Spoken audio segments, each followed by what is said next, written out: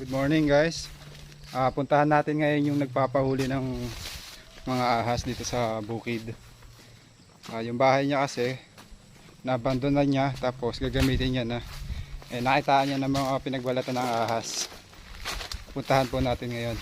Sana madat na natin yung mga ahas na sinasabi niya. So, kita-kits na lang tayo doon sa kanyang kubo. Alright. Nandito na tayo sa lugar guys. Ito po yung nabandonan ng ilang buwan. At gagamitin na ulit tong kubo. Kung mapapansin nyo po, meron po dito mga ilog. Ayan. Habitat po ng mga ahas. Bali, iikutin natin tong lugar para matignan natin kung may mga lungga ng ahas. Kasi may mga pinagbalatan. Baka mga cobra to o king cobra. Mahirap na, baka makadisgrasya.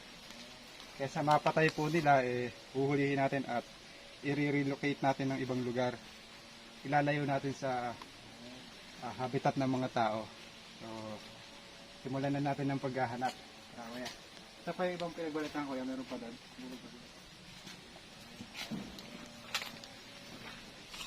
Ito, meron pa mga pinagbalatan dito.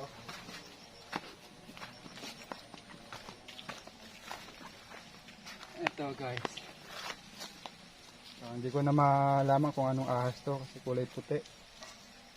Tapos medyo magulo na, hindi na buo. Hanapan natin dito ng lungga, ng mga butas. Pag may nakita tayong butas na malinis, posibleng nandyan yung ahas. So, simulan na natin ang paghahanap.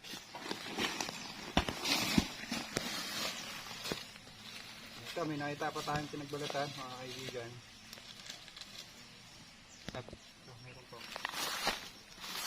Ito naman mas maliit ito. Ayan. Mas maliit, mukhang baby cobra naman to. Ito po. Ayan, no. Dahil maiksi lang siya at mataba yung pagkakabalat sa kanya, maliit na cobra po ito. Tapos yung kaliskis niya ay bilugan. Nandito po. Ito po yung ulo. Isa po siyang maliit na cobra. Yan po yung ulo.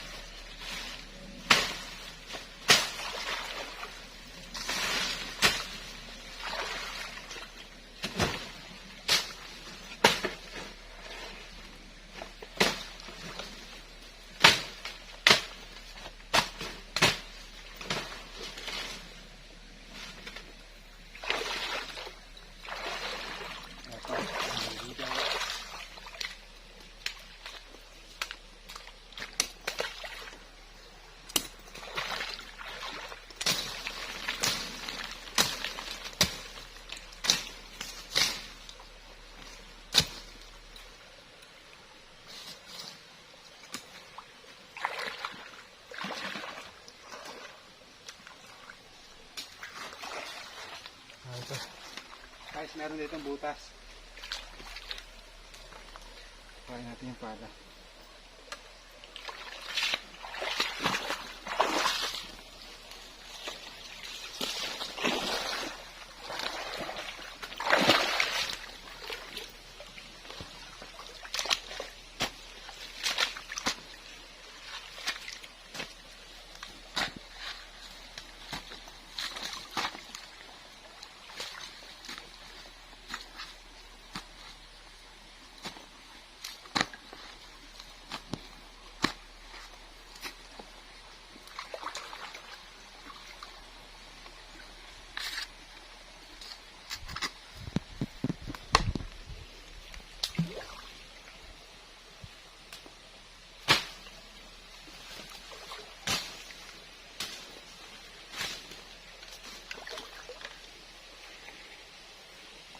Lalim.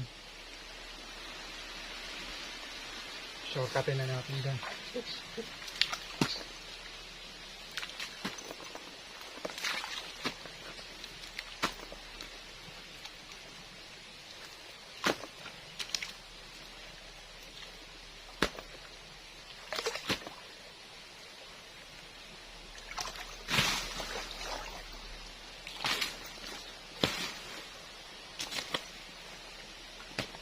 Nandito po yung butas, mga kaibigan. Malinis yung butas. Yung mga bakas ng ahas. Baka sa wato.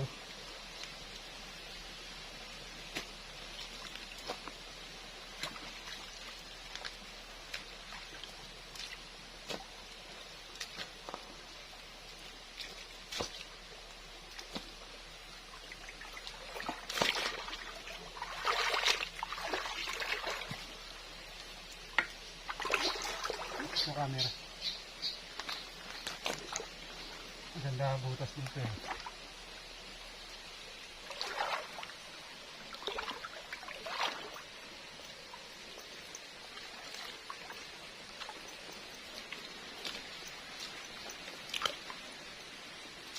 Nagalaw. Nagalaw.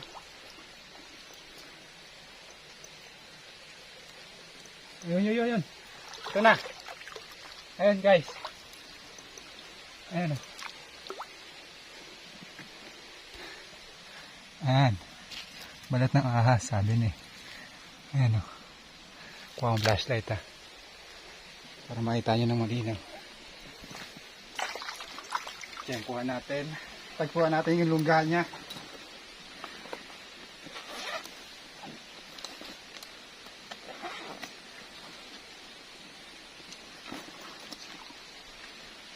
Laki.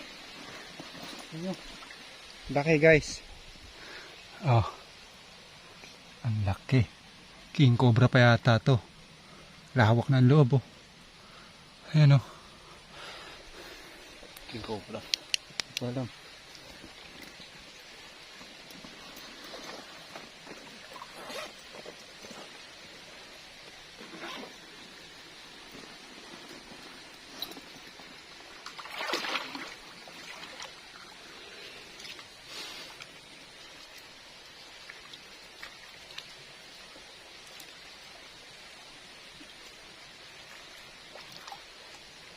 Laki oh.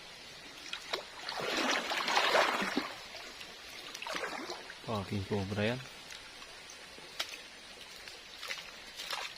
Kapita mo yung video mo. Ayan, lawak.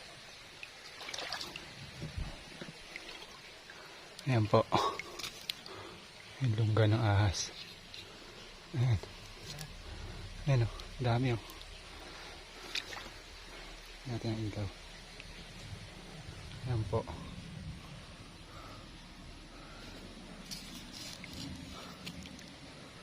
Dami. Lalabas yan.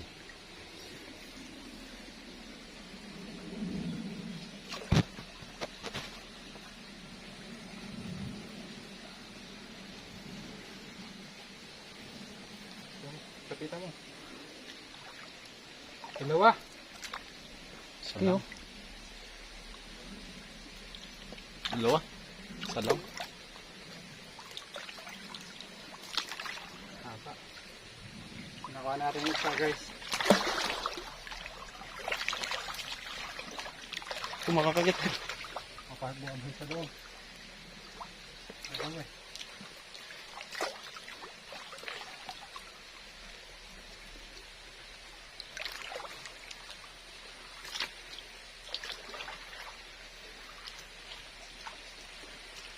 Mas malaki itong isa. Laki.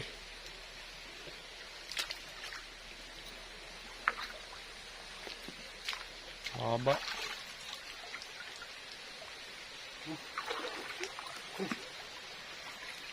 Dalawa.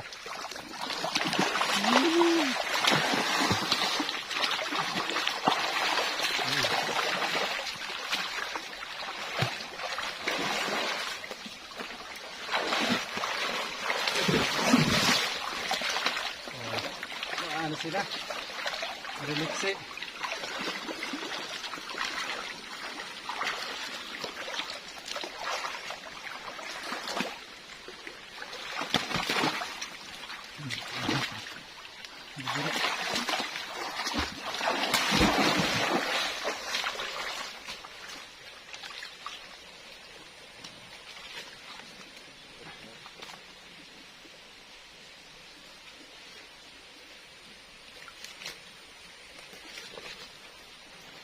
Ano natin?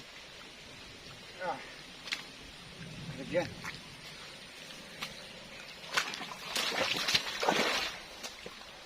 Tapos pasoy ako nalagyan. Meron na sa akin bag.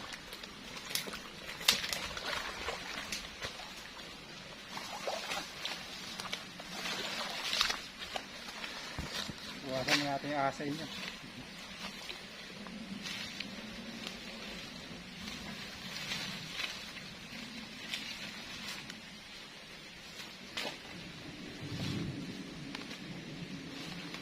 Yung po natin, meron pang ibang butas.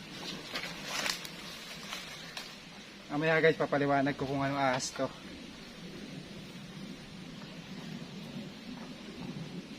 Ito yung kinakatakutan nila dito. Na pumapatay daw. Yung mga alagang hayop. At madalas ay napapatay din nila. Kasi nga, kulang yung kaalaman nila sa mga ahas. Kaya ipapaliwanag natin mamaya sa kanila. Ito naman, papakawalan din natin sa malayo sa mga tao. Baka may kasama pa doon.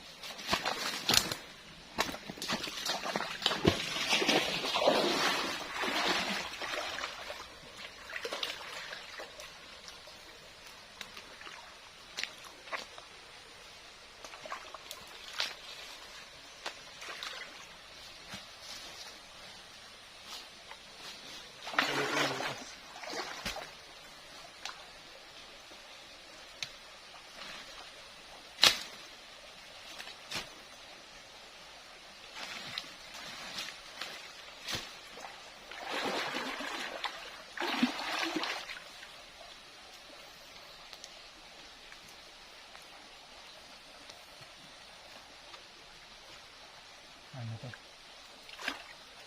Mababaw. Ito na yan guys. Bali, ikot-ikot pa rin tayo dito. Baka meron pang makita. Wait lang, kaya naman tayo.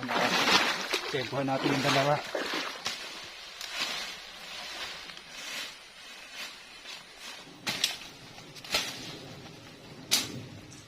Ito mga kaibigan. Nahuli na natin yung kinakatakutan nila. Hindi na sila mangangamba. Ay, papakita din natin sa kanyang mga kapitbahay para wala na rin yung takot nila. Papaliwanag din natin kung anong uri ito ng ahas. Sige kuya. Ay, salamat. Nagbigay si kuya ng panggasolina. Salamat kuya. Pagka ano. Let's go guys. Ito po guys, papakita natin kila kuya para malaman nila kung anong uri ng ahas itong nahuli natin dito sa lugar nila.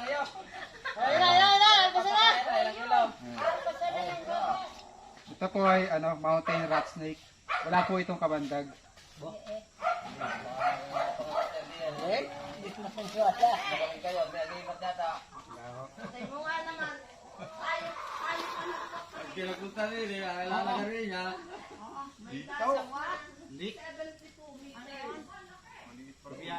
Tatlo daw yan eh.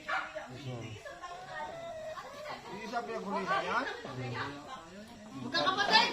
Oh, ay. Lokay. Oh, maliit yung siya. Malaki. Ito po ay mountain rat snake. Ito po yung pinaka-adult size niya. Kagaya nung bini na may nag-alpas na kobra na pagpupuk na ito. Ay! Nanugot yan ako! Nakagaya ko! Ayan guys, ito po yung mountain rat snake. Pitayas luzonensis. Nakatira po ito sa mga ilog, kagaya na nahulihan natin. Ang kinakain po nito ay palaka at mga ibon. Pinapatay po ito ng ibang tao sa pagkakaalam kasi nahawig yung katawan niya sa king cobra. Tinatawag nilang banakod. Tinatawag din nila itong banakod kasi nga magkapareho sila ng pattern ng katawan. Ito po ay walang kamandag at napakaamo sa tao. Ito po pag naka-encounter ng tao sa gubat, ay umiiwas po ito. Mabilis po siya. Sa gabi po, nagpapahinga sila sa mga taas ng puno at sa mga ilalim ng mga bato. Ayan. Medyo kalmado na sila. Pero papakawalan din natin ito sa mga bundok. Lalayo lang natin sa mga mataong lugar.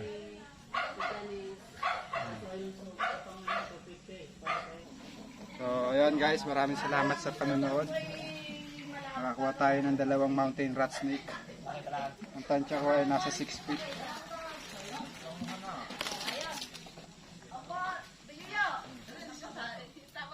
Nga pala guys, pasensya na po dun sa mga nade-delay na pag-rescue namin, yung mga schedule. Minsan po kasi may araw na sumasakit po yung ulo ko, papa-check up, tapos minsan sumasideline ako para may konting income. Medyo mahina po kasi yung views natin ngayon.